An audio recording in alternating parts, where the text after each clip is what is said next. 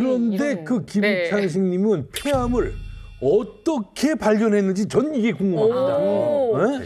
예, 사실 그날 병원을 방문할 시점에는 기침이 어느 정도 그치지 않았고 그치지 약간의 이제 호흡 곤란까지 느껴서 이 병원을 이제 내원하셨습니다. 그래서 이제 저희가 검사상 아까 혹이 보였지 않습니까? 그 부분을 조직 검사를 통해서 이제 암으로 진단받았던 경우입니다. 이 살해자분께서는 어떤 그런 이유가 있었을까요? 이 폐암에. 예, 뭐 알다시피 폐암의 원인 한 70에서 80%가 흡연하고 70에서 80%가 흡연하고 가는 이분도 한 40년 가까이 흡연을 하였고 또 자영업을 하시다 보니까 일이 바쁘셔서 밤에도 잠을 잘 못 주무시고 뭐 스트레스를 많이 받았겠죠.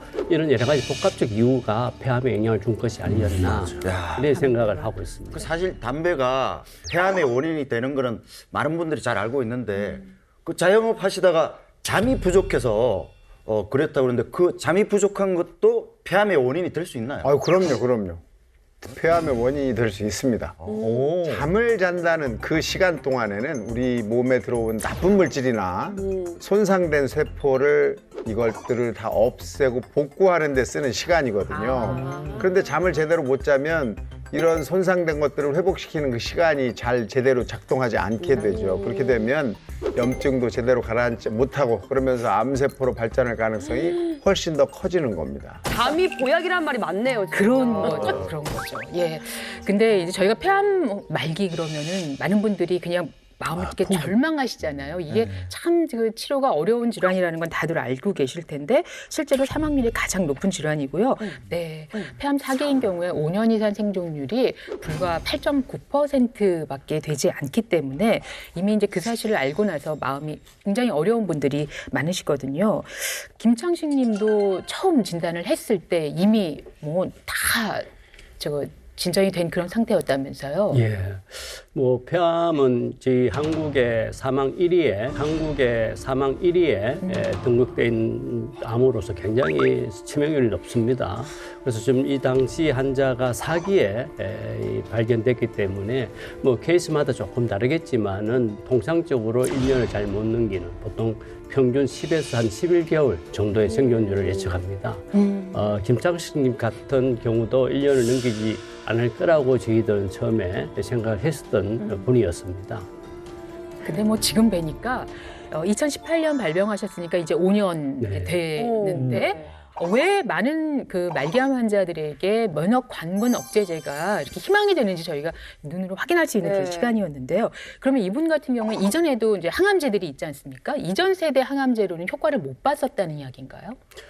이분 같은 경우 세포 독성 항암제로 한 13번 정도 치료를 받았습니다.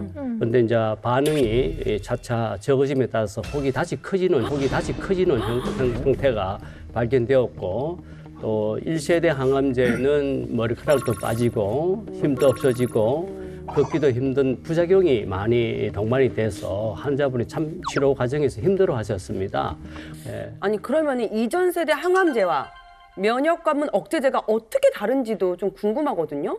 예, 이해를 돕기 위해서 그림을 준비했습니다. 화면을 한번 보시죠. 예, 항암제는 이제 세대별로 크게 세 가지로 구분을 합니다. 1세대 항암제는 세포 독성 항암제로 암세포를 직접 공격해서 암세포를 사별시키는 방법입니다. 하지만은 이 정상세포도 공격을 당해서 그로 인해서 부작용이 굉장히 많이 생깁니다. 그게 큰 단점이라고 볼 수가 있고 이거를 극복하고 또 치료 효과를 높이기 위해서 2세대 표적 항암제가 또 개발이 되었습니다. 이 표적 항암제는 암세포의 특정 부분을 표적을 하여서 암세포만을 선택적으로 공격하는 약물로서 이제 부작용이 상당히 적고 상대적으로 이 치료 효과가 높은 그런 약으로 분류가 되고 그렇지만 이 약도 약제 내성이 발생됨으로 해서 또 더 좋은 약이 필요한 상황이 됐다고 보시고요. 그래서 3세대 항암제가 개발되지 않았었나 이 3세대 항암제가 오늘 이야기하는 면역 관문 억제제입니다. 이거는 면역 활성을 높임으로써 암을 면역 시스템이 제거하도록 하는 약물입니다. 이 약제 또한 당연히 단점이 또 존재하시겠죠. 그 이야기는 뭐 차후 다시 설명을 한번 드릴 기회가 있을 것 같습니다.